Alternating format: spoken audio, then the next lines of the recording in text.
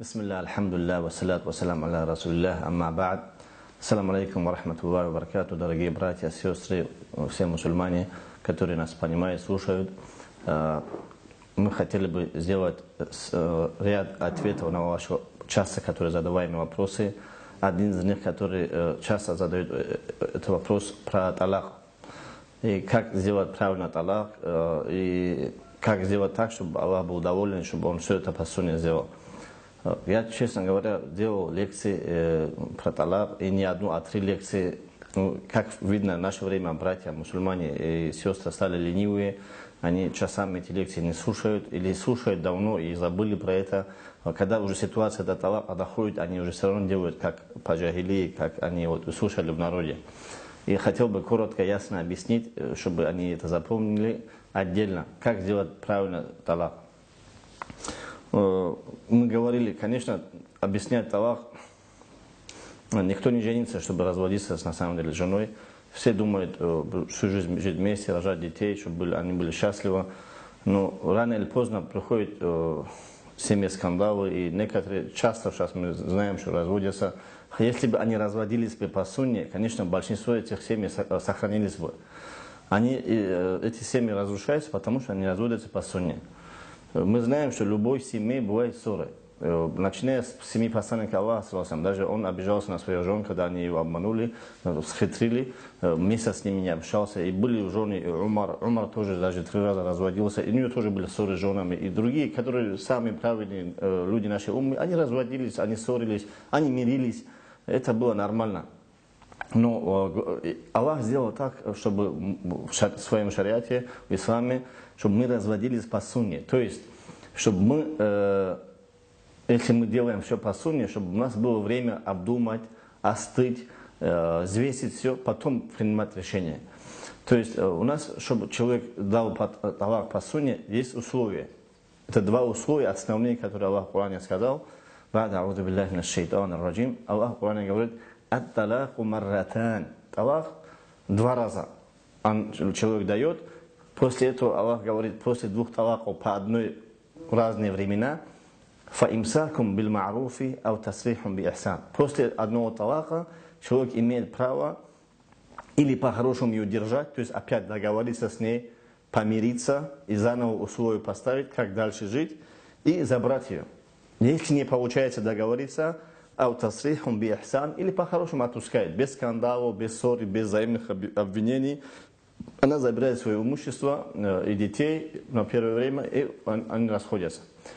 Это 2 раза он так может сделать. То есть 1 раз дал талак, может или вернуть, или может оставить. Оставить, как только она 3 раза очищается, она становится не его женой. Есть стереотип, очень много мусульман, почти 99% можно сказать, что чтобы окончательно с женой развестись и доказать, что он на самом деле он не хочет с ней жить, надо все 3 талака дать. Это очень ошибочное мнение, и это вообще, как посланник Аллаха в хадисе говорит, «Айюлю би китабиллах ва ана байна азхурикум». Разве вы играетесь, издеваетесь над книгой Аллаха, я еще живой среди вас? То есть, когда посланник Аллаха услышал, что один человек дал в одной идде 3 талака, он разгневался, покраснел, встал и сказал: вы разве играете с книгой Аллаха, я еще живой? Потому что Аллах, когда в Коране говорит талак 2 раза, то есть по одной, 2 раза может дать, потом 3-й раз это окончательно, то есть каждый талак должен по отдельности быть, в разных иддах. И 1 раз дать, в одной идде дать 3 талака, посланник Аллаха посчитал это играться и издеваться над Кораном. И он покраснел и разгневался так, что один из подвижников даже взял меч, хотел отрубить ему голову. Но он говорил: я Расул, позволь мне отрубить ему голову. То есть настолько большой грех дать тройной талак за 1 раз. Но большинство мусульман думают, что это порядки вещей, это нормально. Это Аллах, это ненормально, это очень, очень большой грех. Потому что Аллах, когда тебе предписал как-то сделать талак по сунне, и ты делаешь, как тебе хочется, как попало, это считай, Аллах, ты говоришь, что хочешь, а я делаю, как я хочу. Если Аллах тебе предписал на 4 раката намаз читать, ты говоришь: мне, не знаю, 10 ракатов читаешь, 2 раката читаешь. Ты кто такой вообще, как попало это делать? Ты издеваешься над намазом, что ли? Аллах как сказал, так и надо читать, чтобы Аллах принял. И талак тоже это один из частей ислама, ее надо тоже как по исламу делать, по сунне делать. Это первое условие. То есть первое условие талак, чтобы по сунне дать, чтобы это было каждый талак по отдельности, разные идды. То есть идда это трехмесячный срок, когда 3 раза женщина очищается. И второе условие, чтобы этот талак был именно период, когда женщина очистилась от цикла, и ты еще не спал с этой женой. То есть только или в этот период, или в беременный, явный беременный период можно давать талак. А во время цикла нельзя харам талак давать, или в чистый период, когда ты с ней спал, тоже харам талак давать. Почему? Потому что человек может пожалеть. Если он с ней спал, если он обнаружил, что она забеременела, он может передумать с ней развестись. Может быть, иногда бывает часто, что причина, жена не может забеременеть, у них скандалы и ссоры, они могут разойтись. Но если оказалось, ты с ней спал и прошло время, она оказалась беременной, ты можешь передумать. Поэтому Аллах и дает тебе это время, чтобы ты понял, она беременная, не беременная. Это раз. Во-вторых, когда у нас требует, чтобы мы определенный период Аллах давали, это автоматически для нас дает время. То есть дает время, чтобы мы обдумали, если ты хочешь развестись, она в 2 периодах, вот обычно женщина. Или она чистый период, и ты с ней спал, если она здоровые, нормальные мусульмане, люди, или у нее цикл идет. Во время цикла нельзя развод давать, и во время того, когда ты с ней спал, тоже нельзя развод давать. То есть автоматически тебе дается время, пока она очистится, пока она будет в чистом периоде, это уже уходит неделя, 2-3, и человек остывает. Человек обдумывает, может с ней пообщаться, помириться. То есть Аллах автоматически уходит, растворяется, и нет нужды давать Аллах.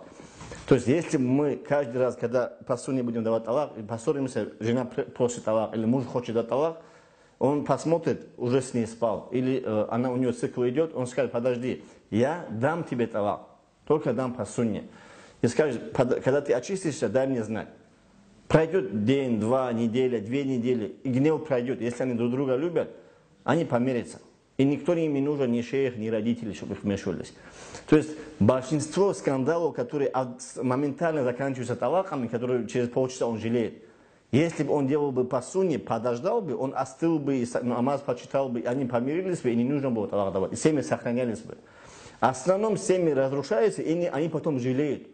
Это 80-90% люди, они по горячке дают Аллах, или жена там хотела что-то заказать и требовала Аллах, потом прошло время, она пожалела. Если бы они давали по сунне, то они бы успокоились бы, они помирились бы, и до Аллаха дело не дошло бы. А если бы он уже дошло бы до Аллаха, вот она очистилась, и она все равно настаивает на Аллахе, он дал Аллах. Аллах еще раз дает тебе 2-3 месяца опять обдумать. Это можно опять оставить между собой и жить дальше вместе в одном доме. И через месяц-два все равно, если есть у вас между вами любого отношения, вы можете помириться и опять сойтись. То есть сказал, я тебе возвращаю, и она тебя опять жена. Это тоже шанс Аллах, который чтобы сделал, сохранить семью. И так может продолжаться 2 раза. То есть он может 2 раза дать Аллах и опять возвращать и пожалеть. И 3-й раз только это окончательный, и когда уже он не может вернуть, пока она замуж не выйдет.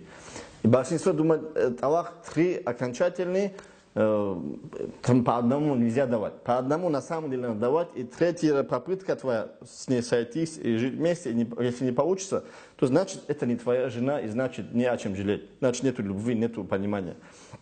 То есть, если все делать по Корану, по Сунне, то получится так, что ты все эти попытки использовал. По горячке разводы не давал, а успокаивался, давал. 2-3 месяца тоже давал обдумать. И если все это периоды, это все время обдумывания, это то, что длится год, может даже максимум и больше, и ее не образумило, или ты сам не смог с ней общий язык найти, значит это не твоя жена, и это не твой муж, и здесь жалеть не о чем. Значит вам не по пути. То надо другую жену выбрать, более, которая тебе подходит. И тоже женщину надо выбрать, мужчину, который больше подходит. Проблема все в том, что большинство людей дают во время гнева, сильного гнева, поссорятся и даже не думают.